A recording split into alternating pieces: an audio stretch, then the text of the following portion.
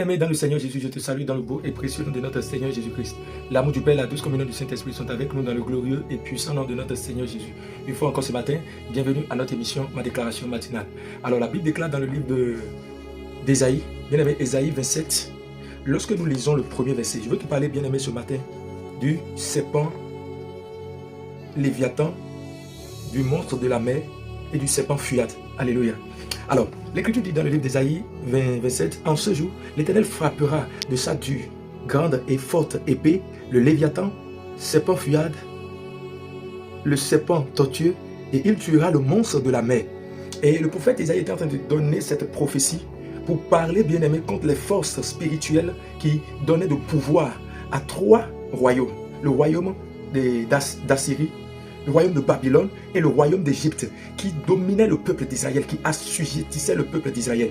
Je voudrais faire la parenthèse et dire d'abord à quelqu'un, tu ne peux pas mener la vie chrétienne efficacement, c'est-à-dire accomplir ta destinée sans livrer le combat spirituel, en négligeant le combat spirituel. Si tu négliges le combat spirituel, bien aimé dans le Seigneur, tu ne peux pas avoir une vie chrétienne d'exploit.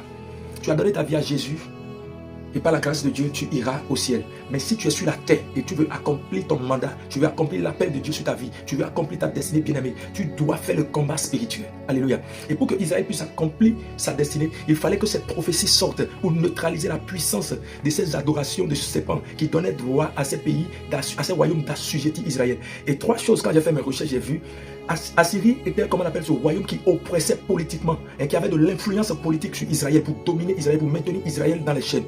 Et, comment on appelle, le royaume de Babylone conduisait ce peuple à aller vers les faux dieux, vers l'idolâtrie, pour retirer leur puissance, retirer leur force et les assujettir. Et le troisième royaume, qui est le royaume de l'Égypte, qui adore le serpent, le monstre de la mer, était le royaume qui imposait, bien aimé dans le Seigneur, les durs labeurs à ce peuple.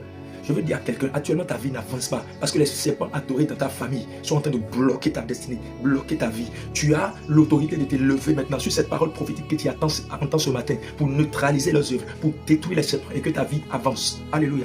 En ce jour-là, c'est le jour où tu es en train de m'écouter là comme ceci. En ce moment-là où tu m'écoutes, l'Éternel s'élève pour toi. Son bras puissant s'élève contre les serpents qui étaient en train de bloquer, détruire ta destinée. Et il arrête leur pouvoir au nom de Jésus.